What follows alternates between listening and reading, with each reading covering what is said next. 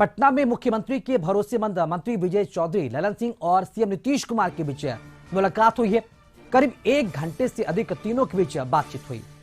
बताया जा रहा है कि राष्ट्रीय कार्यकारिणी की बैठक को लेकर ही तीनों नेताओं के बीच ये मंथन हुआ है।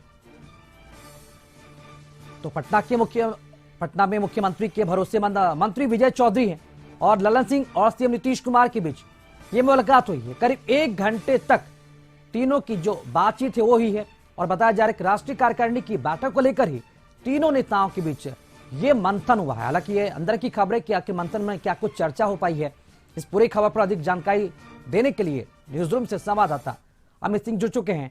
अमित जी, ये बड़ी बैठक, ललन सिंह से मुलाकात हुई है, नीतीश कुमार, और बताया जा रहा है कि काफी देर तक मंथन हुआ है। क्या लगता है उद्देश्य इसका क्या है और कितनी देर तक ये बैठक होगी? क्या कुछ रणनीति बनाई गई है? देखिए राकेश, 2 महत्वपूर्ण मुद्दा है। आप 29 तारीख को जो राष्ट्रीय कार्यकारिणी की बैठक है जेडीयू की, उस बैठक को लेकर ये जो बातचीत है, ये जो चर्चा है, ये जो बैठक चल रही है, उसके पहले का एक दौर है जो चाहते हैं नीतीश कुमार के जो लोग उनके बेहद करीबी हैं, यानी जो ललन सिंह राष्ट्रीय अध्यक्ष हैं, उनसे इससे पहले उन्होंने विजय चौधरी जी से मुलाकात की। तो नीतीश कुमार चाहते हैं कि जो उनका कोर कमेटी यानी जो कोर टीम है उसको विश्वास में लिया जाए, क्या कुछ है, लेकिन जो चर्चा है हम उसमें जाना चाहते हैं कि नीतीश कुमार भले ही अपने टीम के मजबूत जो लोग हैं उनके साथ वो बातचीत कर रहे हैं, लेकिन चर्चा इस बात की भी है जो बीजेपी हवा दे रही है। बीजेपी ये कह रही है कि बहुत बड़ा फेरबदल हो सकता है, एक नई टीम तैयार होने वाली है। जैसे रविशंकर प्रसाद ने ये कह दिया शाम में एयरपोर्ट पे कि नीतीश कुमार फिर से कमान लेने वाले हैं, ऐसी चर्चा है।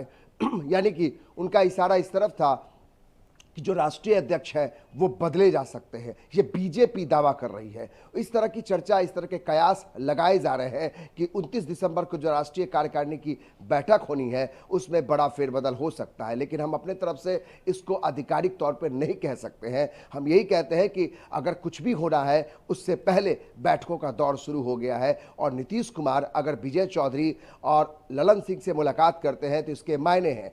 दूसरा पक्ष जान लिया जाए कि जो सीट शेयरिंग का मुद्दा है, 2024 चुनाव में कांग्रेस इस तरह से तैयारी कर रही है, तो जेडीयू भी चाहती है कि हम बिहार में मजबूत पार्टी है और हमें भले ही वो पद न दिया गया जो मेरा कद है, नीतीश कुमार का जो कद रहा है, जो सूत्रधार रहे हैं इंडिया गठबंधन के, उनको वो पद नहीं मिला। वो चाहते थे कि संयोजक का पद मिले। उसके बाद से नीतीश कुमार की खबरें आ रही है कि वो नाराज चल रहे हैं। तो इसका भी मंथन है, राकेश, समझने की जरूरत है कि इसको लेकर भी नीतीश कुमार अपने विश्वस्त लोगों से बातचीत कर रहे हैं, समझने की कोशिश कर रहे हैं कि किस तरह की स्ट्रेटजी 2024 के लिए बनानी है। क्योंकि कांग्रेस देखिए फ्रंट फुट पर आकर स्टीयरिंग हाथ में लेकर अपने हिसाब से चलना चाहती है, अपने संगठन को मजबूत कर रही है।